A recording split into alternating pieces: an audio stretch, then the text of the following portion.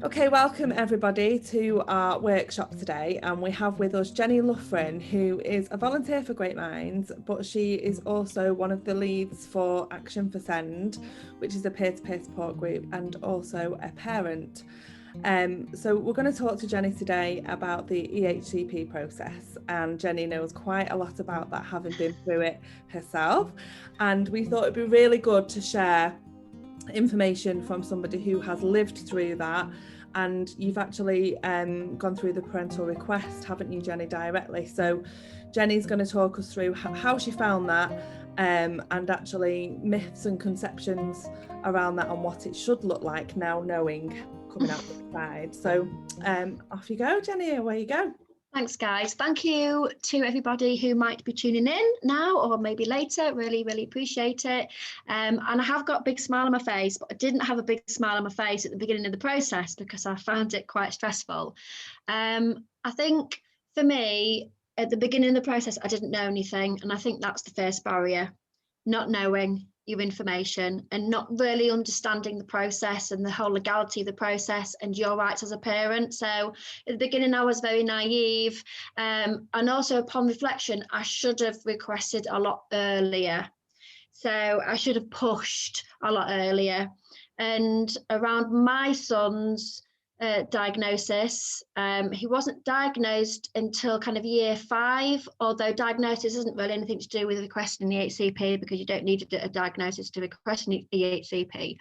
But the reason why that is kind of relevant is because I had the evidence through the assessment process that was part of the diagnostic route. So that, you know, and I wish I'd pushed for that a little bit earlier because that would have made the EHCP process more meaningful in terms of evidence. So first top tip is don't wait until you get to year 5. If you have any concerns, don't sit on them.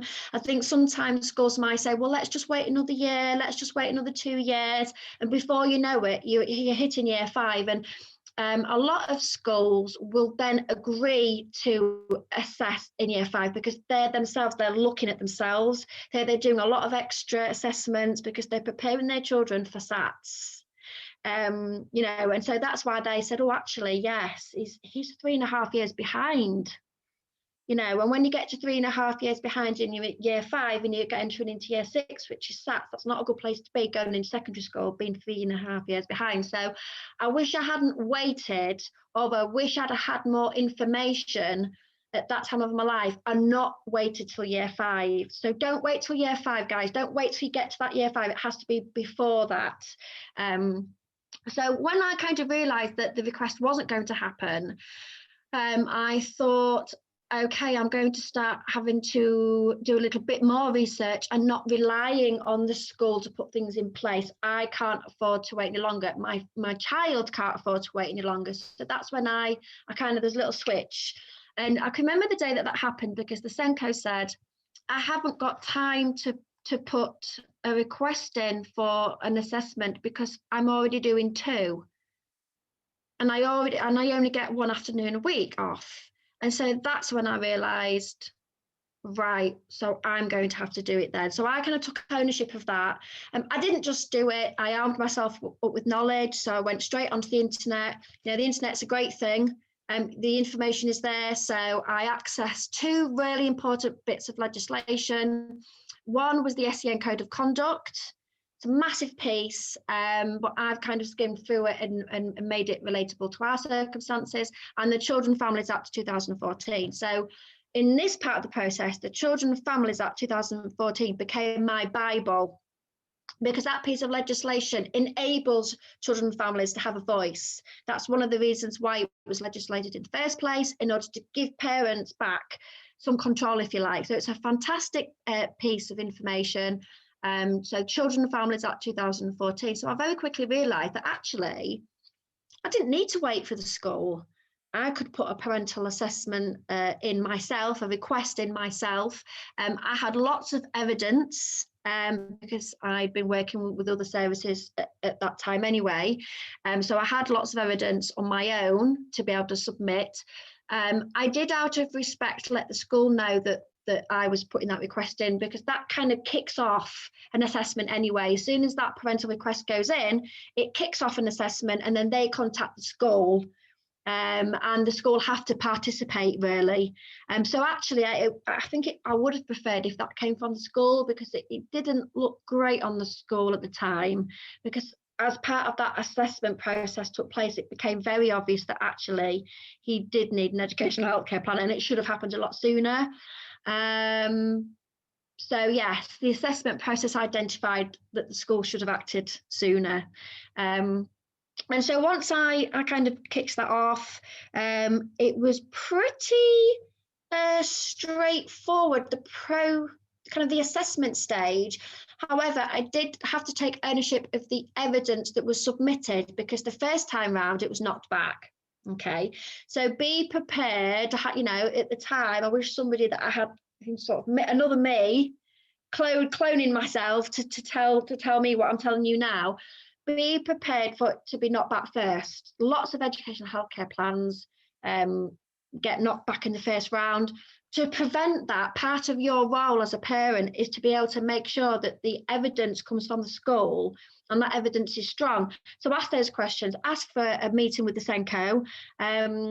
If your child has been identified with special educational needs, then you should have been having regular meetings with the SENCO.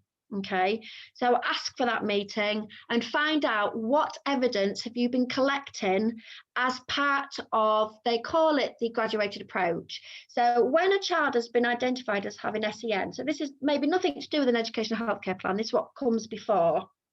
And they've been identified as having special educational needs, and they probably will then be put onto the SEN register. And part of the SEN register process is to kind of look at those needs and assess what support can be put in place to be able to support those needs, review it, and then do it again. And it's called assess, plan, do, review. So assess, what are we looking at? Review, and then do. And then normally the school or the local authority will say, we need three cycles of this. Okay, now that's nothing to do with the legality. Okay, that is just how the schools and the local authority measure.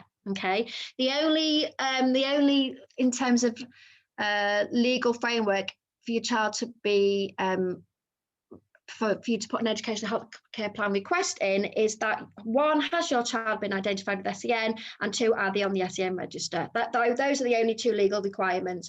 But sometimes they will say, well, have they done 3 cycles assess, plan, do, review? You know, that is misinformation. Okay, they don't have to have had 3 cycles of assess, plan, do, review. Actually, that can be part of the assessment process. Okay, so even if it's a no, well, it doesn't matter. Let's get the assessment process started and let's get those cycles in. Yeah, so I'll stop talking because I'm aware that I've been talking a lot. No, that's really helpful, Yeah. Jenny, actually. We've had some questions submitted. So if I run through a few of them, because they're really in line with everything that you just said, something to kind of pick up on there is you were saying that you don't need a diagnosis to apply for an EHCP, because that's one of the misconceptions, isn't it? A lot of people believe that they need a diagnosis before that can happen, and even some professionals believe that to be the case. It's all around evidencing the need. The need is the need. Doesn't matter if they have a diagnosis attached to that need or not. It's about identifying the needs of the child and putting the provision in place. And that is what an educational healthcare plan is for. It's about identifying the specifics. You know, let's look at where the child's strengths, where the child's weaknesses, where do we want the child to be now, where do we want the child to be in the future, looking at those wider outcomes. So it's not just about the here and now, it's about the wider outcomes as well. So you don't need to have a diagnosis to apply for an educational healthcare plan. Jenny, can I ask you a question? If you were advising a parent who's at the very start of the process, somebody that might be listening to this and thinking, well, where's reputable? What websites can I go to that's going to give me some concrete information that I can go off? Where would you recommend parents have a look?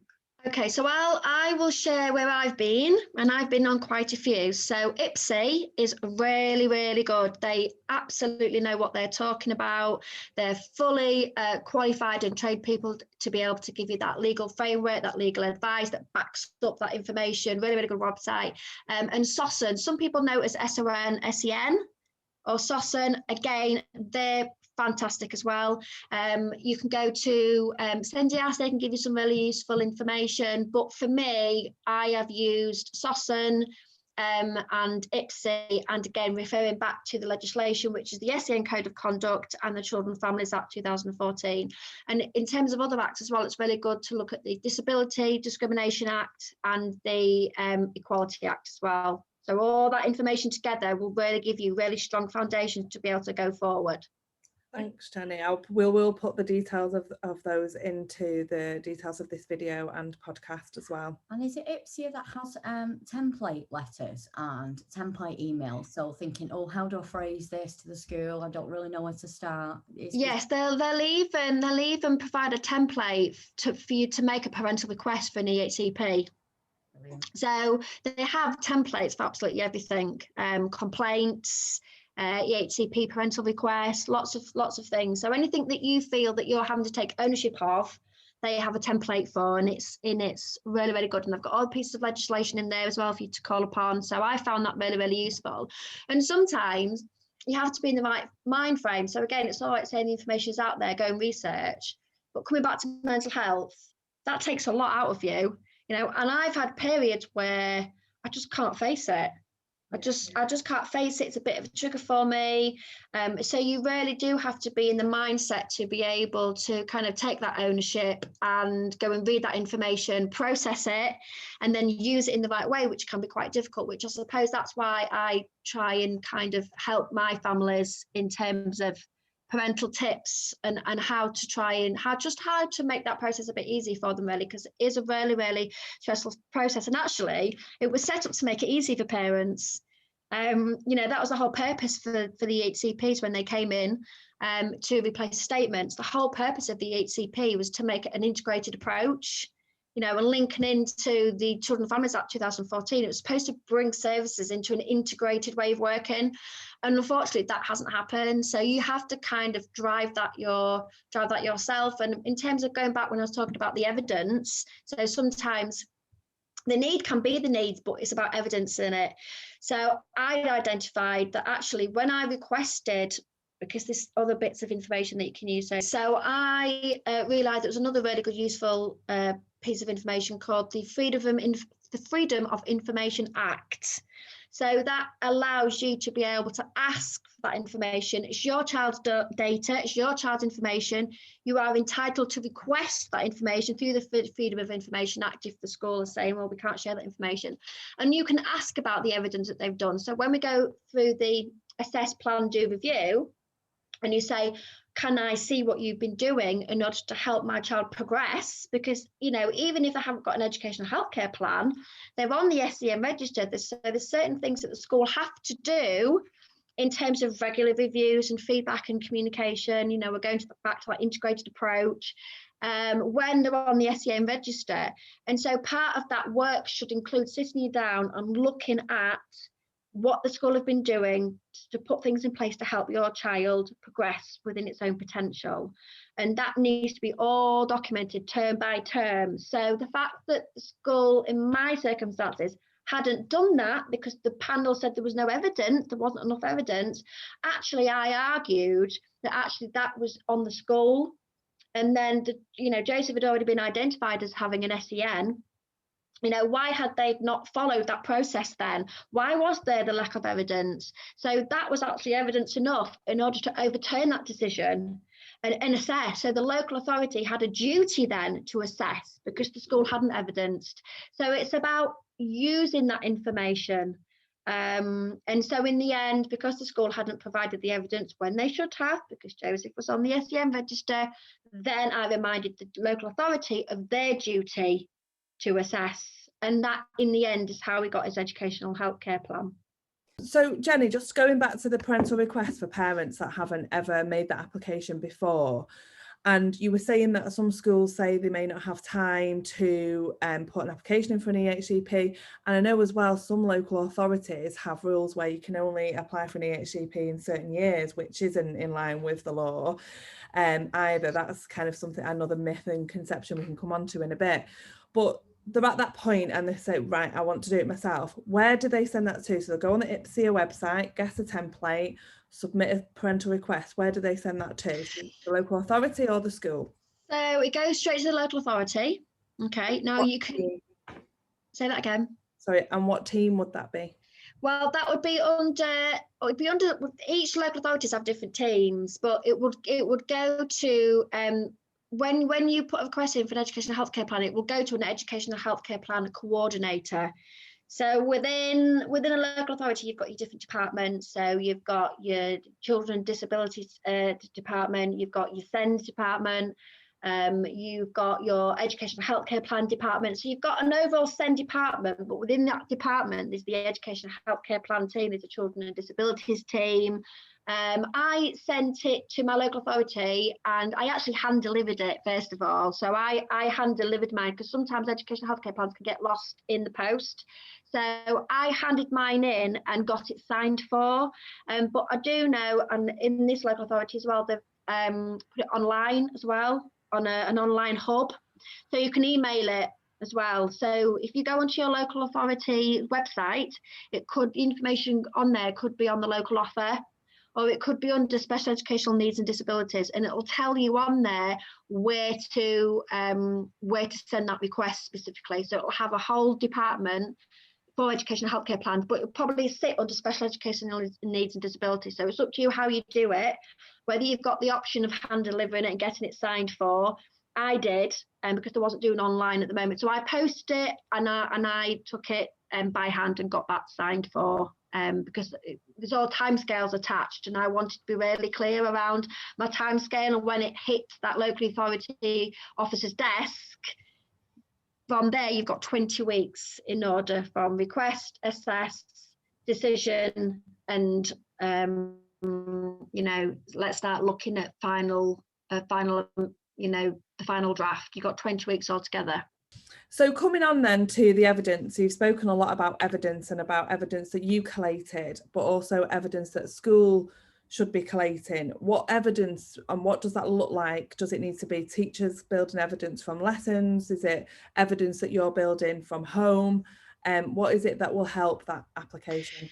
So again, it's collaborative. So it's about any of the services that have been involved whilst a child's been on SEN. So it might be, depends with different local authorities, but in our area, we have something called the Schools Advisory Service or the Schools Advisory Team, and they are attached to the local authority.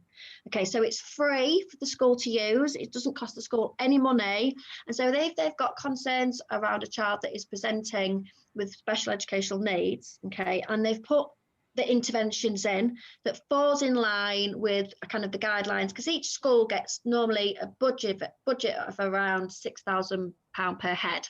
So if they've used that budget in order to help the child to progress by interventions, specific interventions, might be small group work, it might get a one-to-one for an hour, it might be differentiated learning, and there's still been no impact or progress made, then they can go about what else can we look that we can use within our budget. So not anything to do with the EHCP budgets, what else can we use? So one of the things they can use is they have access to a department that works within the local authority.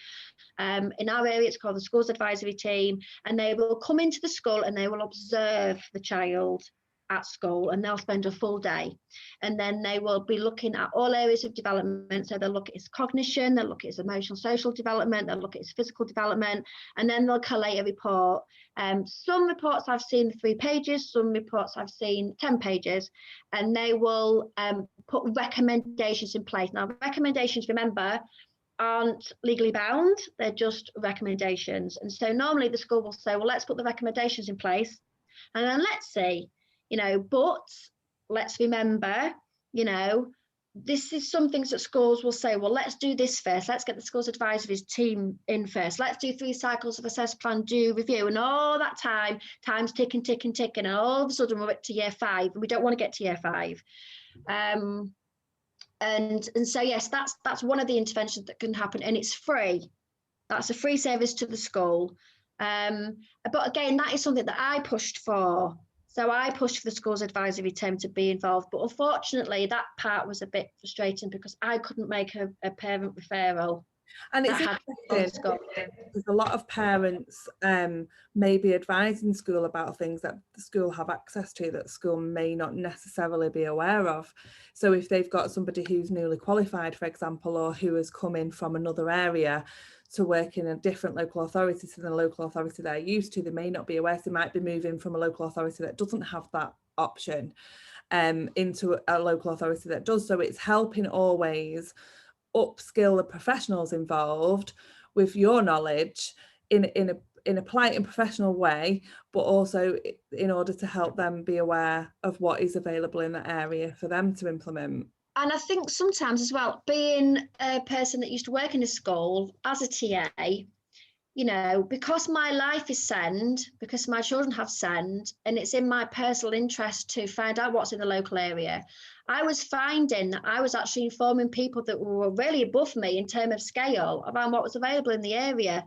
And that kind of blew my mind. I thought, why am I informing the SENCO, you know, on what's available in the local area in terms of pathways around support, what's support available for families? And, you know, that really shocked me. So it kind of, you know, when you hear a little bit of too much knowledge is a little bit of a scary thing, because having worked in a school, I kind of knew the limitations as well, you know, so I was kind of coming from a place of, well, if my school have experienced these problems and barriers, then my son's schools are definitely going to be, you know, experiencing these barriers. So I felt that I had to kind of be the informer all the time, as opposed to being the informed. And actually, when we look at professionals and parents, you think it would be the other way around. And I think we have to look at, I know one of the videos that I did before is that never be afraid of asking questions or informing professionals, because actually it's a collaborative approach. And coming from a TA's perspective, I've got no problem with saying, I actually didn't know that. Wow, thanks for telling me that. That's going to really help now, because I can share that information on. So I think it's all about not differentiating between roles, professionals and parents, because we both have a skill set that is valued. And I think teachers are so overrun. You know, I think it is okay to acknowledge that. And I've worked in a school, you know, demand is so high, but unfortunately we haven't caught up with the demand. And that's why we're seeing teachers and TAs sometimes doing a job that they're trying their absolute best, but they haven't got all the information and the tools to be able to sometimes do what the local authority is asking them to do. You know, so it's quite complex. Yeah. And then another thing to pick up on that you said, Jenny, that's really helpful is that actually if they come back and say no to your EHCP request, it's not a no, potentially it's a not now.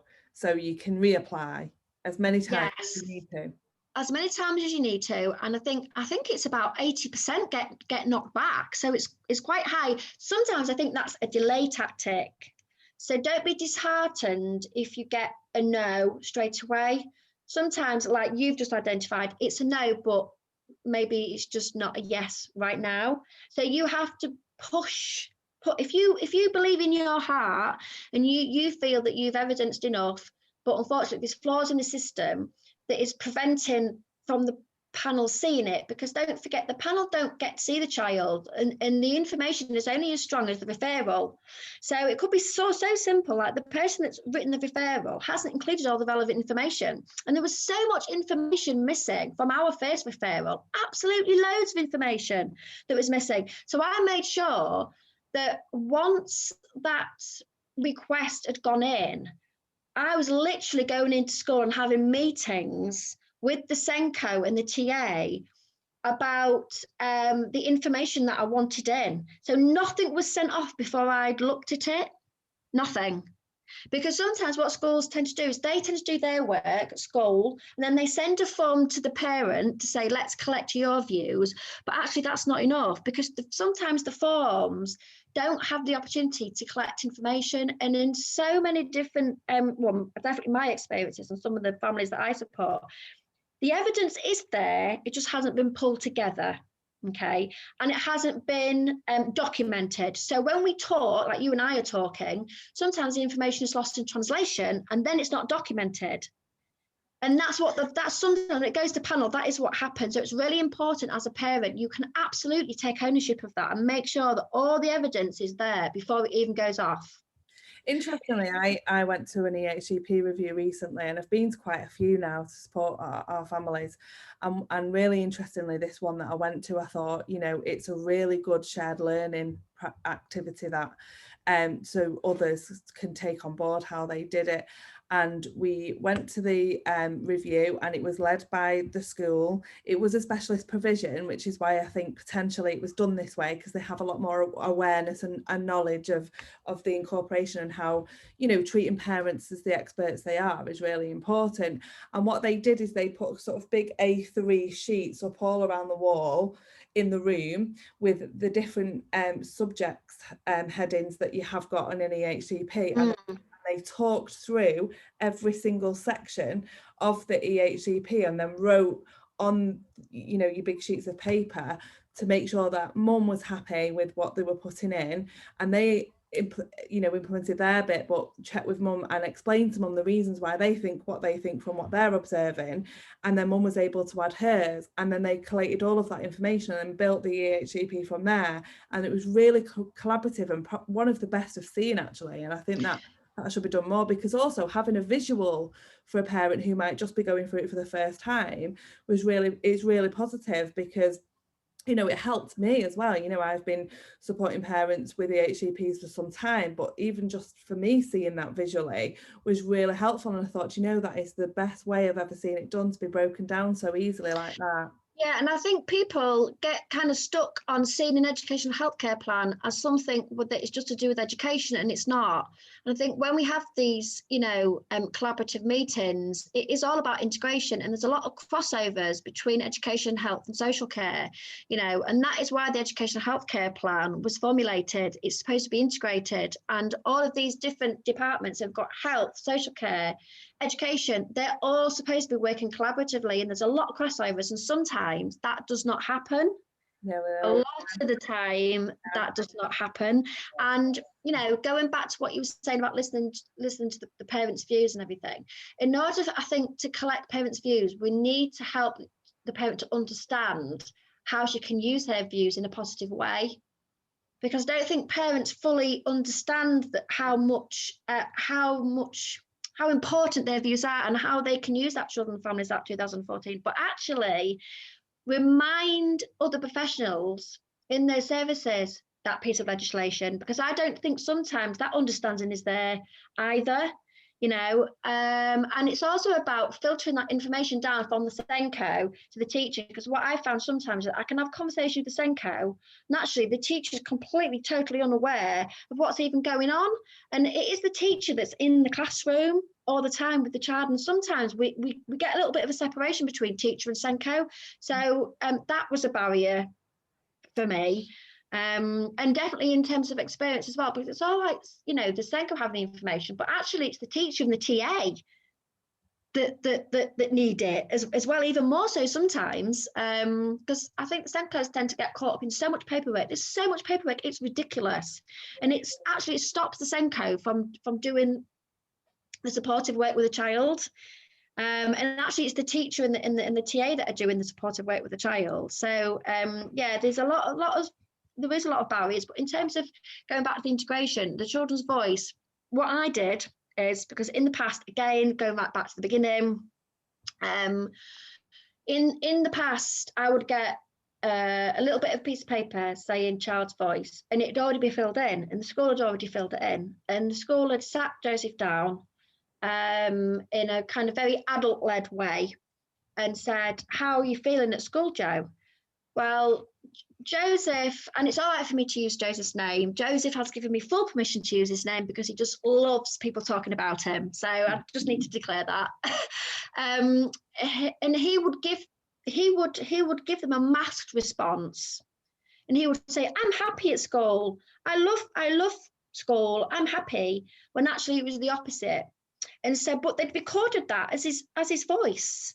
And I said, well, that's not accurate. That's not his voice. He's telling you what you want to hear. He's learned. That's a learned response. So I think there needs to be some work around actually collecting the real child's voice and not a masked response. And I think we see that a lot as part of the assessment process as well, when educational psychologists come into the school and they observe and the child puts that mask on and everything's brilliant and everyone's fine at school. I think that's even a topic that, you know, we could look at another time. But so what I did, I didn't actually ask Joseph how he was at all, because that's the worst thing to ask Joseph, to put him under that pressure.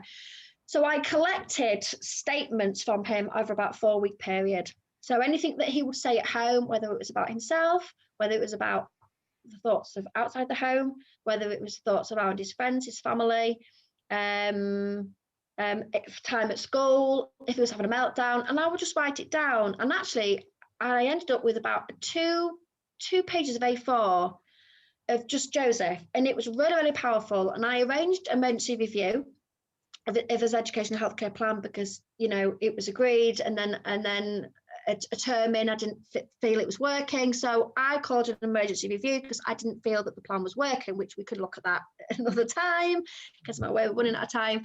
But I called an emergency review and I said, right, this is what needs submitting, and I read it out. So it was being recorded and I read it out, and it was really, really powerful actually. And all the professionals in the room, and I called all the individual professionals that I wanted there, including health and social care, which sometimes they don't come, but I emailed them, paper trail, and they came, and I read that out, and actually it was really, really powerful. And now all of that information has now been transferred into what's working well, what's not working well, what are we worried about, views and aspirations, you know. And that was all Joseph's voice. And it was, you know, not in because when the educational psychologist wrote about Joseph, it was Joseph seems a very happy boy. You know, that is he's interpreting, and that's an impression.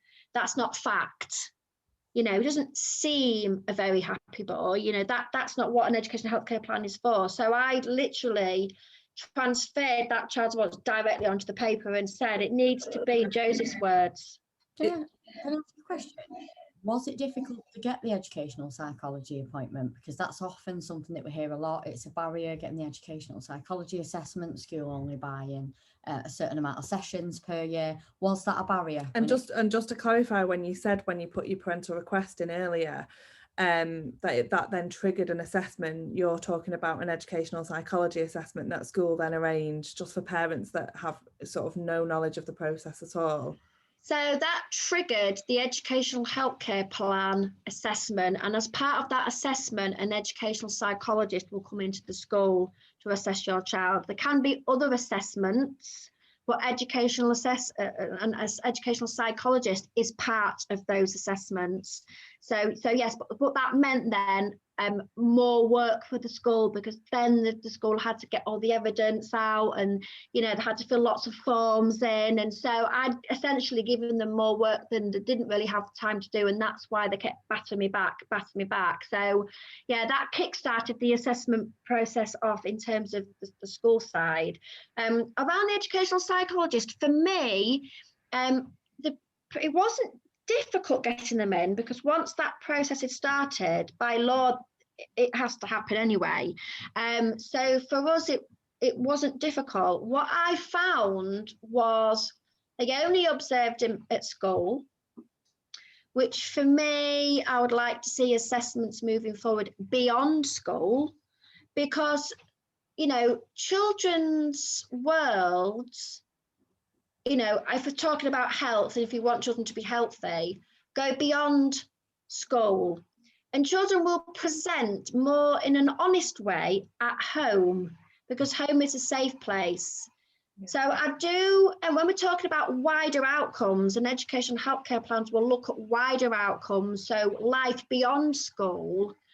What I find difficult to understand is, well, why are we only assessing them in school when we're part of the educational healthcare plan process? And having an EHCP is all about wider outcomes. It's not just about school. So the educational psychologist report was okay, but I just felt it was in a very adult-led environment, a very structured environment. You know, he was sitting the Josephs down, he was asking him very specific questions. and I didn't felt it was a true reflection of the real Joseph. If it was a masked, it was all very, very well masked. However, you know, Joseph, you only have to meet Joseph, and you know, it becomes very obvious that he's just the wonderful, glorious boy that he is, but also needs a lot of help. It's just that I think, you know, if we're talking about schools, in Joseph's situation, he was in a very small community school, only one class per year. So he started there in foundation. He was with the same group of friends all the way from reception to year 6. And I think they just thought that was Joseph. It was a very small community school. You know, they don't have a very high ratio of children with special educational needs coming through. You know, so there isn't that need to up the training all the time. It was in quite a nice area as well, which I do think that makes a difference. And so I just don't think they had the background knowledge. And in terms of educational input, in their mind at the time, he was just a little bit behind in maths. Well, he was about 4 years behind in maths, but they thought all of his other areas was actually fine. So there was no need to apply for an EHCP. And actually, I even had trouble getting him on the SEM register, which is, you know, that's another story. And it wasn't until somebody came in year 3, so brand new teacher coming into the school, brand new eyes, picked him up in year 3, spent 2 weeks with him, and said, "Oh, Mrs. Loughran, I wonder if we could have a word with you about Joseph." And I said, "Oh, yes." And said, "Oh, I've got some concerns." Well, I was like, "You've got some concerns?" Somebody's recognised it. Yeah. No, normally you're like, "Oh, you've got some concerns." So I was like, "Brilliant, come on, crack on, let's get this process going." And you know, but I think because she came in with a fresh pair of eyes and she just saw him completely differently. And in the end, she managed to get him on the SEN register because she persuaded the Senko that he needed it. And I think because, you know, in terms of Joseph's autism, he'd learned to read because he understands the pattern of the letters phonetically. So he understands that, and he'd learned to memorize that. So yes, he could read, but he couldn't comprehend what he'd read, to then process it and write about it. And he'd spent a lot of time masking and a lot of time copying his friends as well. So when you're in a classroom with 30 children, that is going to get missed because he wasn't a chair thrower. He wasn't a screamer. He internalized a lot of his emotions, you know, so he didn't stand out. So he just kind of breezed through. And actually, in the end, when all the assessments was made, he was 3.5 years behind. Yeah. So not just maths, 3.5 years behind. And he's still now 3.5 years behind. And he has been diagnosed with a learning disability. You know, so a learning disability and autism, not been picked up at all. We've gone through the whole of primary school. And I think there's lots of reasons behind that in terms of time that teachers have, pressure that teachers have, knowledge and understanding. Because one of the things that we talk about quite a lot, isn't it, is that lack of knowledge and understanding, because actually, and through no fault of their own, because it's not something that's implemented in their original training that they do in their degree or as a TA. It isn't in there, you know, it's less than 5% of the course, or it may be one lecture just on SEND, when actually we're in a world of high need, and should be, you know, a lot more of that education around SEND, I think, now in the world that we're in. That's something that we're massively campaigning for at the moment. And just going back to your advice there about collating those views organically when he was just talking, or he's not under any pressure, he's just having a chat, he doesn't realise it's for any reason, is really powerful and effective. And I think that's something that a lot of our families will definitely take away from this. And I think we're going to have a part 2, Jenny, because we could all day, and you know, we have had other questions submitted as well, and you've got so much to give and so much knowledge, and it's so helpful. I definitely think we're going to go on to a part 2 for this. Oh, well, thank you guys for giving me the opportunity to talk, because you know how much I love to talk. you know a lot, Jenny, that's the thing, you know a lot about, you know, having lived that, and the more we can share with other families, the better, really. So looking forward to part 2 already. I think it is important to say, you know, I'm not an EHCP specialist. I'm just literally a parent that has had to kind of navigate the system and to ensure that my child ultimately gets the support that he needs. So I've had to go and research to take ownership and to take control of that, because at the end of the day, it's my responsibility, not just on my own, but so I've empowered myself in order to support my son. So if I can pass any good top tips on, I would like to do that. Yeah, I think you've definitely empowered a lot of other parents who will be watching and listening to this. So thank you very much, Jenny. Thanks. You're welcome. Thanks, guys. See you soon. Bye.